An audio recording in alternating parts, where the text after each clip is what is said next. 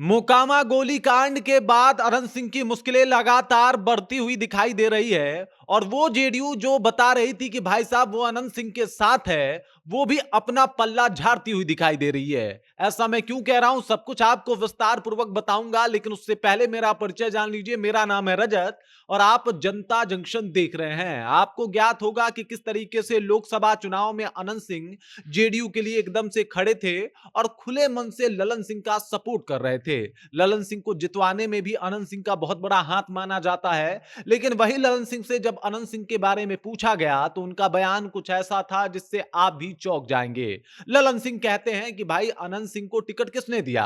अनंत सिंह को टिकट तेजस्वी यादव ने दिया, उनकी बीवी को टिकट तेजस्वी यादव ने दिया।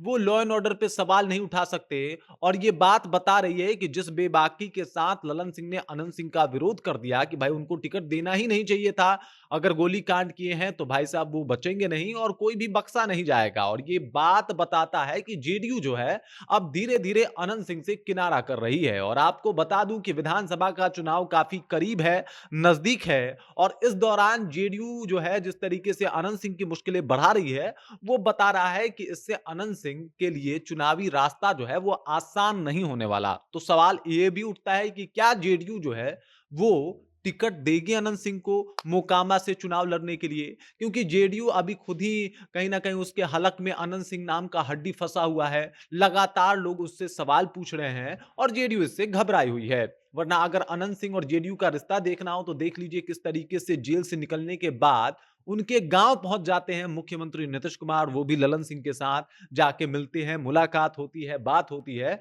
और फिर रौला और रुतबा का पता चलता है कि भाई पावर क्या है अनंत सिंह का। लेकिन अभी हालात थोड़े अलग हैं। मोकामा में गोलियां चलती हैं और ये गोलियां जो है पूरे बिहार को दहला देती हैं। एक बार फिर से अनंत सिंह चर्चा में आते हैं गोली बारी को लेके, और उसके बाद जो है बयानबाजी होती है। बयानबाजी के बाद जाके कोर्ट में सरेंडर कर देते हैं अनंत सिंह। लेकिन उसके बाद भी बिहार की सियासत में ये जो चर्चा है वो आम हो गई।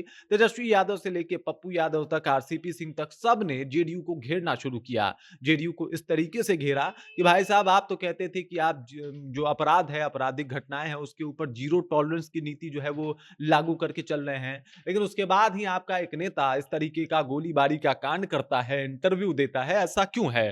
तेजस्वी यादव तो खूब आग बबूला थे, कह रहे थे कि भाई साहब इस सरकार को इसलिए हटाना चाहिए क्योंकि ये गुंडों की पोषित सरकार है, गुंडों को जो है वो सेवा मुहैया कराती है, इसी वजह से तेजस्वी सरकार होना चाहिए। और जब चारों तरफ से जेडीयू अपने आप को घिरी हुई पाई तो उसके बाद ललन सिंह ने सीधे तौर पे पल्ला झाड़ लिया अनंत सिंह से। अनंत सिंह से पल्ला झाड़ते हुए कह रहे हैं कि भाई साहब तेजस्वी यादव को नहीं बोलना चाहिए था, तेजस्वी यादव खुद अनंत सिंह को टिकट दिए हैं और इस वजह से उनके उनको बोलने का हक नहीं है। मतलब आपराधिक गतिविधियों से सीधे तौर पे पल्ला झाड़ लिया, वो अनंत सिंह से सीधे तौर पे पल्ला झाड़ लिए। और इसी वजह से ऐसा लग रहा है कि विधानसभा का जो चुनाव होगा जिसमें अनंत सिंह, ये माना जा रहा था कि मोकामा से जेडीयू के खाते से टिकट मिलेगी और इस बार वो चुनाव लड़ेंगे, वैसा होता हुआ दिखाई नहीं दे रहा। वैसे तो निर्दलीय भी वहां से वो चुनाव जीते हैं, लेकिन इस बार निर्दलीय का ये कहीं ना कहीं दौर जो है उनके लिए भी आसान नहीं होने वाला और छोटे सरकार की भी मुश्किलें थोड़ी सी बढ़ती हुई दिखाई दे रही है जब जेडीयू ने पल्ला झाड़ लिया।